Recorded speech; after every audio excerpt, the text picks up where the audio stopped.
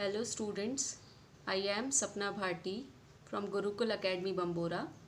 Today we are going to start a new chapter, chapter 6, physical and chemical changes.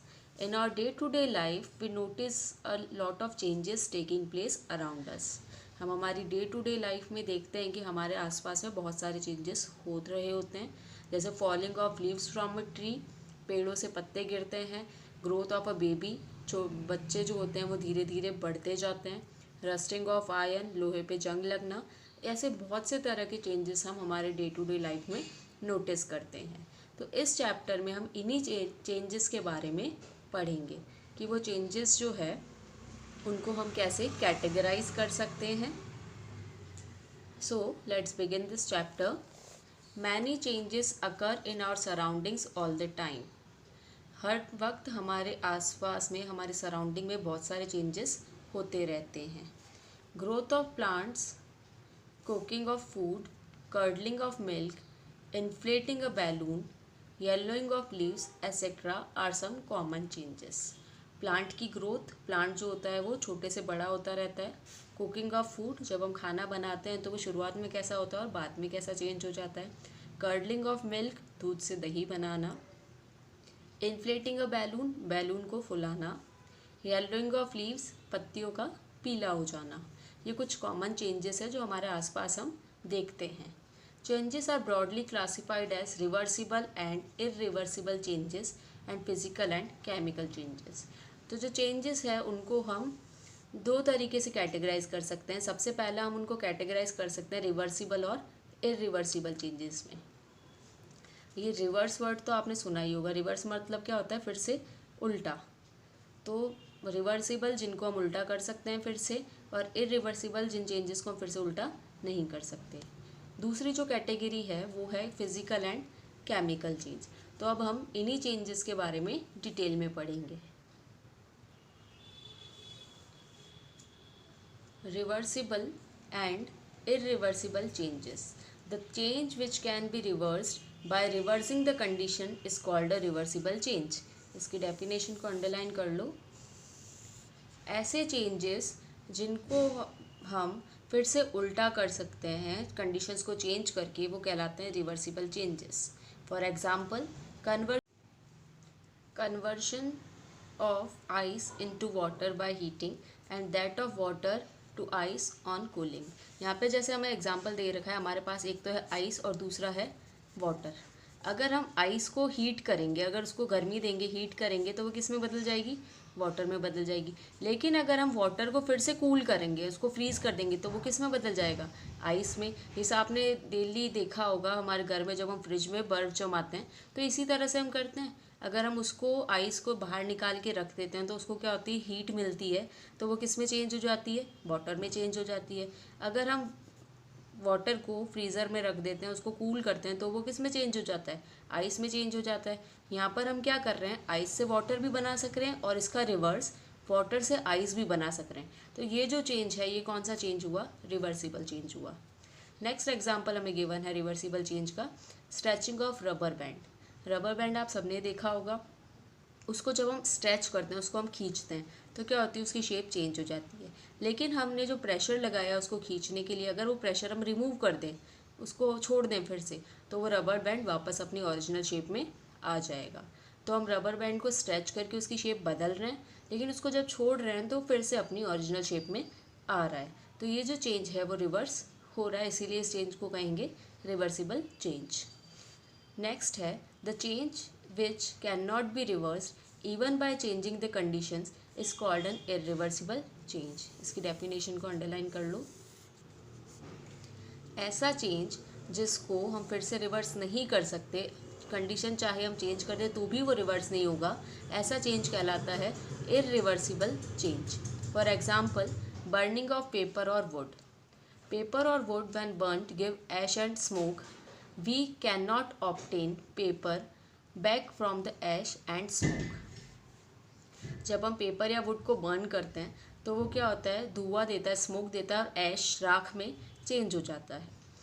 हम चाहे कितनी भी कोशिश कर ले, हम उस ऐश और स्मोक से फिर से वापस पेपर और वुड नहीं बना सकते। सो ये जो चेंज है ये इरिवर्सिबल चेंज है। हमने पेपर और वुड को ऐश और स्मोक में तो बदल दिया, लेकिन ऐश और स्मोक को वापस हम पेपर और वुड में नहीं बदल सकते हैं। तो इस तरह के जो चेंजेस होंगे वो इरिवर्सिबल चेंजेस कहलाएंगे। Change of milk into curd, you can not get milk back from the curd. हम दूध से दही तो जमा सकते हैं, दूध को दही में चेंज कर सकते हैं, लेकिन दही से वापस दूध ऑब्टेन नहीं कर सकते हैं। Okay, besides reversible and irreversible changes, हम जो हमारे आसपास के जो चेंजेस है उसको फिजिकल और केमिकल चेंजेस में भी कैटेगराइज कर सकते हैं। So the first one is physical changes, a change in which only the physical properties of a substance change and no new substance is form is called a physical change. ऐसा change जिसके अंदर सिर्फ physical property change होती है substance की और कोई नया सब्सटेंस नहीं बनता है, वो कहलाता है फिजिकल चेंज। फिजिकल प्रॉपर्टीज़ मतलब जो चीज़ें, जो प्रॉपर्टीज़ किसी भी सब्सटेंस की हमें बाहर से दिखती है, जैसे उसकी स्टेट, उसकी फ्लेक्सिबिलिटी, इलास्टिसिटी, ये जो प्रॉपर्टीज़ हमें बाहर से दिखती है वो अगर चेंज हो रही है लेकिन कोई नया सब्सटेंस अगर नहीं बन रहा है तो वो कहलाएगा फिजिकल चेंज। जैसे एग्जांपल है टीयरिंग ऑफ पेपर। एक हमारे पास पूरा एक बड़ा पेज है और दूसरा हम क्या करते हैं कि उसी पेज को फाड़ कर उसके छोटे छोटे टुकड़े कर देते हैं। तो चाहे हम उस बड़े पेज को देखें, चाहे उस पेज के जो छोटे टुकड़े हमें कर रहे हैं उनको देखें, दोनों की प्रॉपर्टीज़ जो है फिजिकल प्रॉपर्टीज़ सिर्फ वो बदली है। पहले वो बड़ा साइज़ का था, अब उसका साइज़ जो है चेंज हो गया है, छोटे साइज़ का हो गया है। उसके अंदर कोई नया सब्सटेंस नहीं फॉर्म हुआ, पहले भी वो पेपर ही था और अभी भी वो पेपर ही है। नेक्स्ट एग्जांपल देखेंगे हम मेल्टिंग ऑफ आइस। अगर आइस को हम मेल्ट कर दें, आइस को जब हम मेल्ट करेंगे तो क्या बनेगा, वाटर बनेगा। तो जो वाटर है या आइस है दोनों ही क्या है, दोनों का ही अगर हम साइंटिफिक फार्मूला देखें तो वो है H2O। चाहे वाटर हो, चाहे आइस हो, चाहे वो वाटर वेपर हो, सबका फार्मूला क्या होता है, H2O ही होता है। इट मीन्स जब हमने उसकी स्टेट को चेंज करा, उसको सॉलिड स्टेट से लिक्विड स्टेट में चेंज करा, तो सिर्फ उसकी फिजिकल स्टेट चेंज हुई है, उसके अंदर कोई नया सब्सटेंस नहीं बना है। क्योंकि आइस का भी फार्मूला क्या था, H2O, और वाटर का भी फार्मूला क्या होगा, H2O। Next is a rubber band.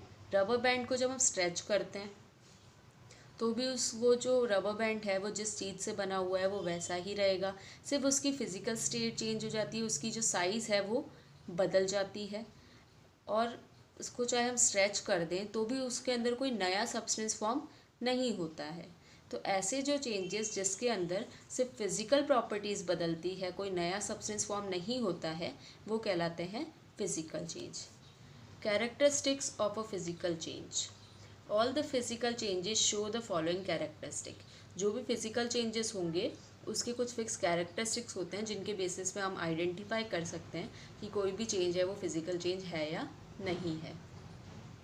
Only physical properties of a substance change, सिर्फ जो फिज़िकल प्रॉपर्टीज़ है वो ही चेंज होगी, केमिकल प्रॉपर्टीज़ चेंज नहीं होती है। से शेप, साइज, स्टेट, ये सारी चीज़ें बदल जाती है। नो न्यू सब्सटेंसेस फॉर्म्ड, कोई नया सब्सटेंस फॉर्म नहीं होता है। This changes are temporary and reversible, ये जो चेंजेस है टेम्प्ररी होते हैं, कुछ टाइम के लिए ही होते हैं, हम चाहे तो इसको फिर से रिवर्सिबल करके जो शुरुआत में हमारा जो सब्सटेंस था उसमें चेंज कर सकते हैं। नो और very small amount of energy is either absorb और इवॉल्व।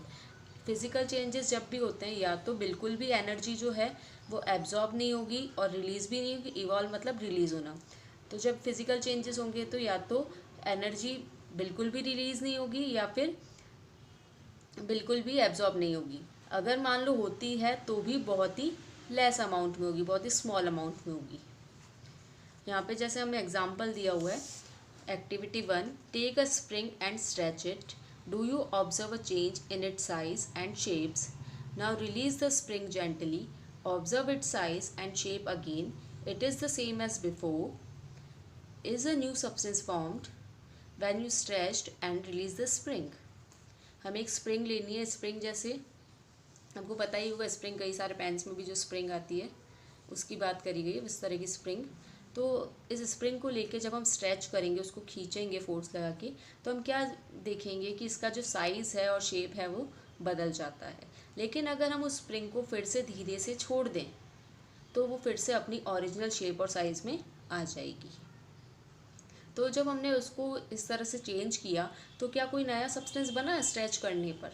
कोई नया सब्सटेंस नहीं बना। इसीलिए ये जो चेंज है, ये कौन सा चेंज होगा? ये फिजिकल चेंज होगा, क्योंकि इसके अंदर सिर्फ शेप एंड साइज बदल रहा है। Next is activity 2।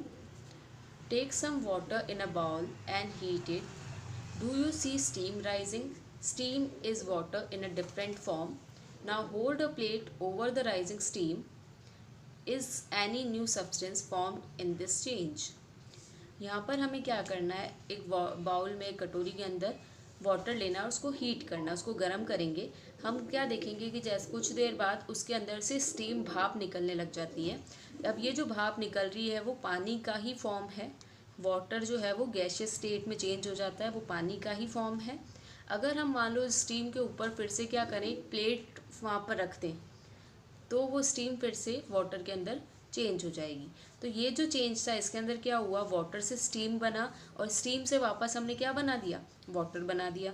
तो ये फिजिकल चेंज है जिसको हमने वापस रिवर्स करके भी देखा है। Next type of change is chemical change.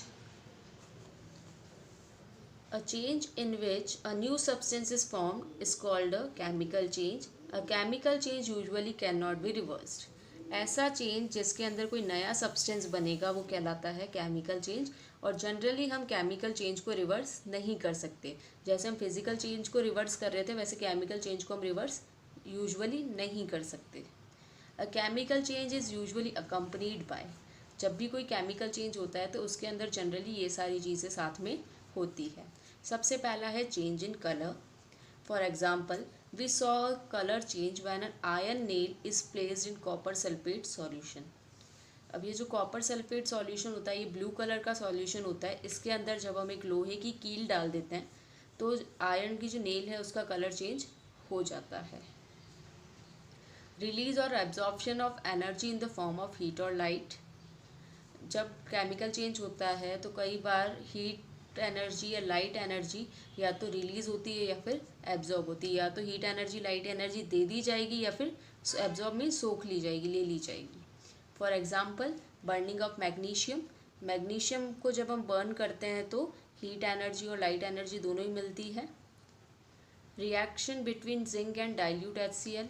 जब जिंक और डाइल्यूट HCl का रिएक्शन किया जाता है तब भी हीट एनर्जी रिलीज़ होती है। बर्स्टिंग ऑफ क्रैकर्स, जो पटाखे जो होते हैं उसको जब हम जलाते हैं तो भी हीट और लाइट एनर्जी रिलीज़ होती है। Evolution of gas. When zinc reacts with dilute hydrochloric acid, hydrogen gases evolve. जब जिंक रिएक्ट करता है हाइड्रोक्लोरिक एसिड के साथ तो हाइड्रोजन गैस जो है वो रिलीज़ होती है। चेंज इन स्मेल।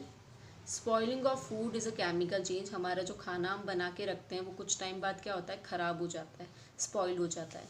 तो ये जो स्पॉइलिंग ऑफ फूड है ये भी एक केमिकल चेंज है। It produce fall smell. और जो खाना ख़राब हो जाता है उसकी स्मेल कैसी होती है, फॉल स्मेल होती है, गंदी सी स्मेल होती है। We are now in a position to distinguish between physical and chemical change. तो अब हम फिजिकल और केमिकल चेंज के बारे में डिस्टिंग्विश कर सकते हैं। कोई भी चेंज हमें गिवन हो उसको इन कैरेक्टरिस्टिक्स के बेसिस पर जज करके हम ये बता सकते हैं कि वो चेंज फिजिकल है या केमिकल। नेक्स्ट हमें एक एक्टिविटी गिवन है, एक्टिविटी 3। ये जो एक्टिविटी है इसके अंदर हम एक मैग्नीशियम रिबन लेंगे और उसको बर्न करेंगे। तो सबसे पहले हम मैग्नीशियम रिबन को लेते हैं, उसको क्लीन करते हैं सैंड पेपर की हेल्प से और उसका कलर देखेंगे। तो उसका कलर कैसा होता है, वाइट कलर का होता है। और फिर उसको ऐसा, ये जो टोंग्स होता है, इस तरह से घर में जो हम चिमटा यूज़ करते हैं उस तरह का होता है, इस तरह के टोंग से इसको पकड़ के इसको हीट करेंगे। जब इसको हीट करेंगे तो ये कैंडल की तरह जलने लग जाएगा। हम जब इसको हीट करेंगे तो क्या ऑब्जर्व करेंगे, जो मैग्नीशियम रिबन है वो वाइट कलर के फ्लेम के साथ जलने लगता है। हमें ये जो फ्लेम है इसको डायरेक्टली ज़्यादा देर तक नहीं देखना चाहिए, क्योंकि इससे हमारी आँखों को भी हार्म होता है। ये जब जल जाता है तो ये पाउडर जैसा ऐश सब्सटेंस बना देता है पूरा जलने पर। हम इस ऐश को क्या करेंगे, देखेंगे कलेक्ट करके किसी में, तो जब हम इसको देखेंगे तो क्या देखेंगे कि जो ऐश है वो बिल्कुल इस रिबन से अलग होगी और उसका जो कलर है वो भी चेंज होगा। तो यहाँ जो रिएक्शन हुआ है बर्निंग करने पर मैग्नीशियम रिबन की, उसको हम इस तरह से लिख सकते हैं। मैग्नीशियम को जब हमने बर्न किया तो बर्न होने के लिए कौन सी गैस हेल्पफुल होती है, ऑक्सीजन हेल्पफुल होती है। तो मैग्नीशियम और ऑक्सीजन दोनों ने मिलकर क्या बनाया, मैग्नीशियम ऑक्साइड। तो ये जो हमें वाइट कलर का ऐश जैसा सब्सटेंस मिला था वो था मैग्नीशियम ऑक्साइड। अब हम इस ऐश को क्या करेंगे, एक टेस्ट ट्यूब के अंदर डाल देंगे और उसके अंदर थोड़ा सा पानी मिक्स करके उसको शेक कर देंगे। जब हम उसको पानी के अंदर मिक्स करेंगे तो एक नया सब्सटेंस बन जाएगा जिसका नाम है मैग्नीशियम हाइड्रोक्साइड, जिसको हम रिएक्शन फॉर्म में ऐसे लिख सकते हैं, magnesium oxide plus water will give magnesium hydroxide. तो हमने क्या किया, सबसे पहले मैग्नीशियम रिबन को बर्न किया तो उसके साथ ऑक्सीजन ऐड हो गई और क्या बना, मैग्नीशियम ऑक्साइड बना। फिर हमने मैग्नीशियम ऑक्साइड के साथ क्या किया, वाटर ऐड किया, तो क्या बन गया, मैग्नीशियम हाइड्रोक्साइड। अब जो ये दोनों रिएक्शंस हम देख रहे हैं इसके अंदर क्या हो रहा है कि एक नया प्रोडक्ट फॉर्म हो रहा है, न्यू सब्सटेंसेस फॉर्म। सो ये कौन सा चेंज हुआ, ये हो गया केमिकल चेंज। नेक्स्ट हमें गिवन है difference between physical and chemical change. जो अभी तक हमने फिजिकल और केमिकल चेंज के बारे में डिफरेंस पढ़ा था, यहाँ पर उसी को सम अप करके बताया हुआ है। Physical change, a change in which no new substance is formed, it is usually accompanied by a change in shape, size और state. Examples are dissolving salt in water, inflating a balloon. ये सब अभी हमने पढ़ा है। Chemical change, a change in which new substance is formed, it is usually accompanied by a change in color, release or absorption of heat or light, evolution of a gas, production of sound of gas or change in smell.